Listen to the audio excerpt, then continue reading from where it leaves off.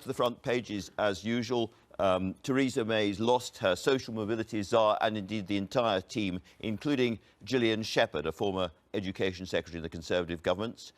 She does this funny thing with her face, Theresa May. She has a kind of really wry, rueful mouth thing that she does on these occasions, and the front pages love it. There she is, front page of the Observer, and there she's again doing her rueful look on the front page of the Sunday Times. May betrays families that voted for Brexit is their take on that story. Moving swiftly on, the Sunday Telegraph. He's picking up on the other big story of the day, which is these new red lines, and a sense on the right of the Conservative Party that Theresa May has to push back much, much harder against the European Commission. Tories at war over European judges. I sometimes think any headline which has Tories at war and Europe in the headline isn't really a headline, it's just daily life. And then a different story here, a touch of nostalgia. Here is a scandal across the front page of the Mail on Sunday, but it's about a Labour peer and it's about money, how times have changed. Then finally, I'm picking up on all the Meghan stories. The Sunday Express says that Meghan is going to give the economy a £500 million boost because of the wedding. They've got wonderful Debbie from Strictly, we all love her, on the front page. And I think my favourite Meghan story, they're getting odder and odder. Meghan Markle kicked my shin, says the Sunday People. Finally, a rather sad story at the front of the Sunday Mirror. British racing dogs, of course, they're not wanted after they've finished their racing careers, are being sold for meat in China. A horrific story, if true, but let's hope it's not. Let's turn indeed to the papers instead. And can I start with you, Aisha, and the social mobility story? Some people might say not much to see here. After all, Alan Milburn's a Labour politician and he was coming to the end of his time and so forth. Is this a real story? This is a very real and very damaging story for Theresa May. We've all remembered, the words on the steps of Downing Street about how she wanted to put social justice at the heart of her premiership. And any political party, whatever hue, should have social mobility at its heart. At a very basic level, this is you wanting your children to get on in life. This is wanting to make sure that people have a fair crack of the whip. And Britain is still a very unequal society. Your life chances are actually set by the time you're about 2.5, so deep is quite a lot of the inequality. And I think what's interesting about what Alan Milburn has said is that he says that the government does not have the necessary bandwidth to deal with these issues because of Brexit. Brexit has paralysed this country, and there are huge issues in terms of, if you're looking at, social mobility, you've got to be looking at living standards, you've got to look at education, and they are things which are basically being ignored at the moment by this government. So this is very, very damaging for Theresa May and her government. And so bandwidth is one of these odd phrases, but what it really means is you can only concentrate properly on one thing at a time, even if you are the government. Yeah, and this government is caught... So Nigel Farage, it's all your fault. Yeah, it is. Oh, most things are, of course.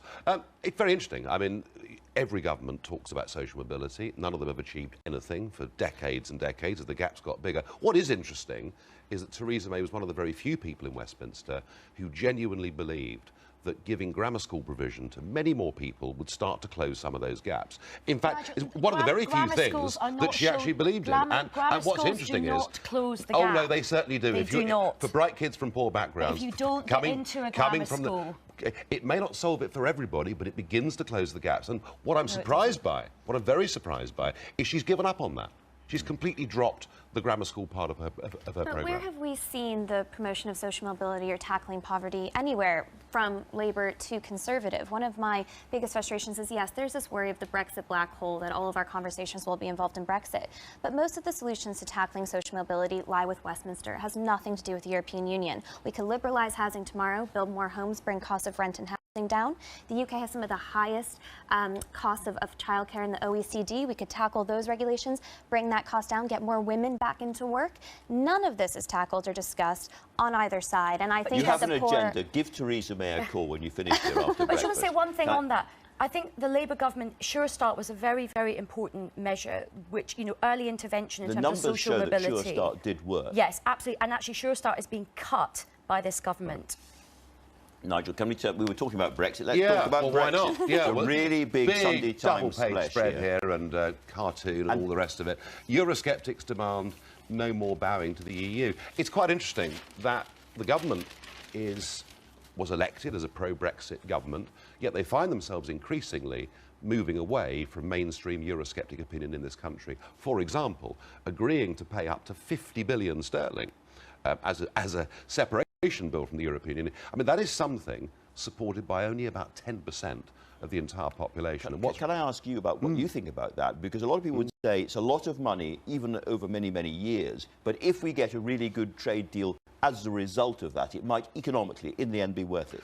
I don't think a tariff-free access deal to the European single market is worth 50 billion sterling. Absolutely not. It's way too much money. The problem with all of this is that the EU are being very unreasonable. At every step of this, they appear like bully boys. And to see Donald Tusk in Dublin the other day saying to the Irish, you can veto everything. There's a feeling that we're not dealing with reasonable people. There's also a feeling that we're probably, under Theresa May, at the end of March 2019, going to leave the European Union in name, but still be stuck part of the single market, and goodness knows what gets agreed on Ireland. Because one of the things that you've been very eloquent about is lavish overspending of EU funds. And I noticed that one Nigel Farage is going to get a £76,000 this is very, very important. pension. This is very important. There are 22,000 people who either receive or who are in line for EU pensions. And you're one of them. But of course, it just happens to be me they're talking about.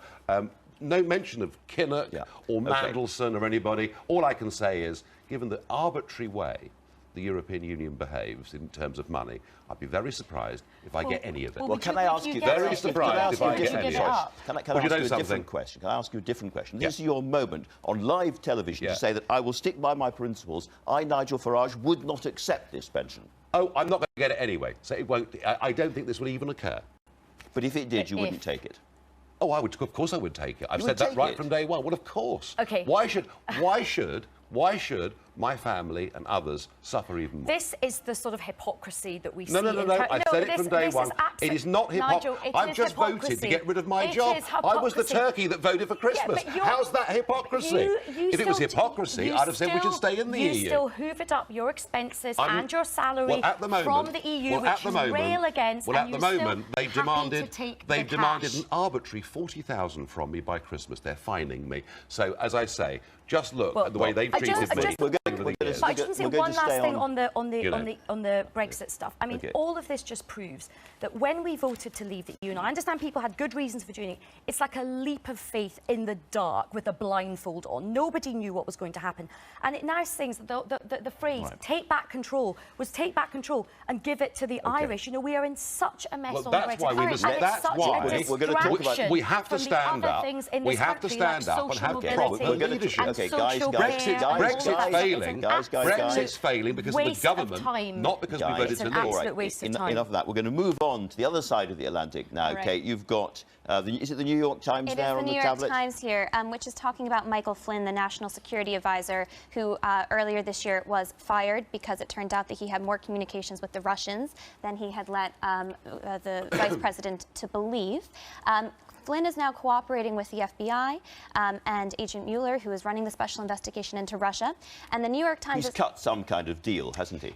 Well, most likely. It looks like his cooperation might get him off on some of his other areas in which he might be more guilty. What the New York Times is highlighting is that Flynn might have had more communications with the Trump transition team than Donald Trump himself wanted to let on. It's an important story. Russia is going to continue to be an important story, but this is still not the smoking gun that I think most of Trump's opposition wants to find. And it concerns me that every story like this is used to prove that there was collusion. We still have no evidence that there was collusion.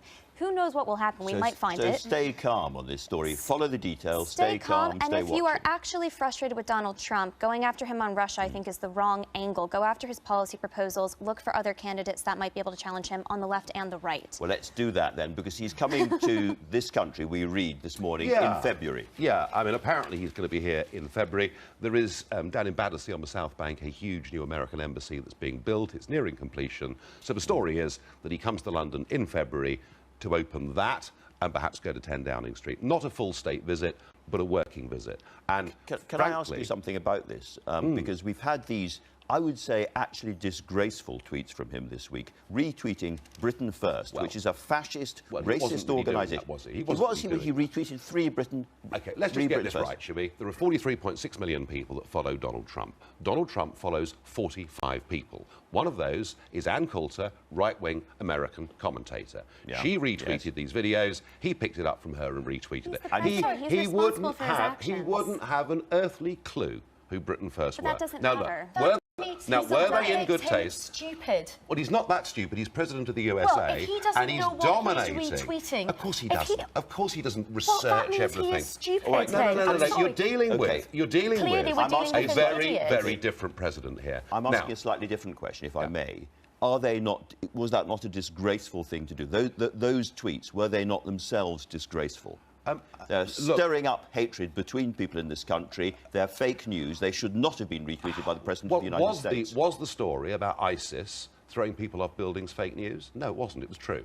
It was true. true. It happened in Because the Egypt. news There is was- designed Do I think, Andrew, those tweets were in good taste? Not particularly. No, I don't. But the point is, You're going to that defend him. the You're level, always going the to level defend of him. outrage from the liberal elite in this country is out of all Right, proportion can I just say, with what. I just want no, to, no, you can't I actually. can actually. With what I happened can. here. I can. And I every just single want to time, make every one single. point. No, I haven't finished yet. I haven't Well, finished you're yet. not I haven't gonna finished yet. have one And the finish, and I'll bring idea, you in. and the idea that that should lead to half the Labour Party saying he shouldn't be allowed to come to our country, frankly, is ridiculous. And I think is viewed by the public as being ridiculous. Aisha, Donald your Trump turn. is a racist, he's misogynistic, and he's Islamophobic. He peddles in stirring up hate and division. Now, that is something that you might agree with, but that is not what British values are in this country. And just remember... You're out of touch.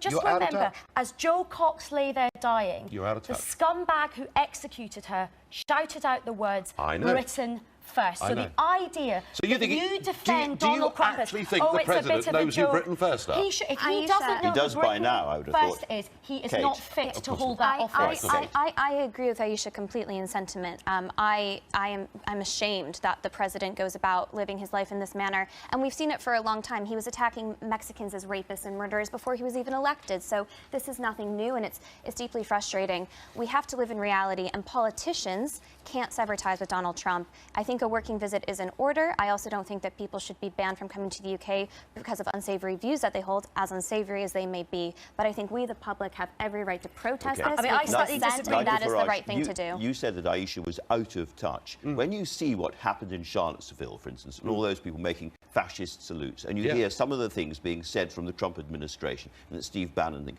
do you not think perhaps you are getting too close to a dark kind of politics? Do you know something? I think I believe I've done more than anybody in this country to stop the rise of the far right in Britain. I did it by taking away those people who were going out and voting BNP and holding their nose. So when it comes to dealing with the far right, I've got a very good track record. Of course, I would condemn. Of course, I would condemn the extremists in Charlottesville, but the extremists on both sides, and it's very important that we don't get stuck. Nigel, look, you've done more there to is much, stir up. There are You've people done out more there. to stir up There are division. people out there It's on the just- left in this no, it's country who ridiculous. use violence to pursue their means. There's bad on both sides. It's important to recognise that.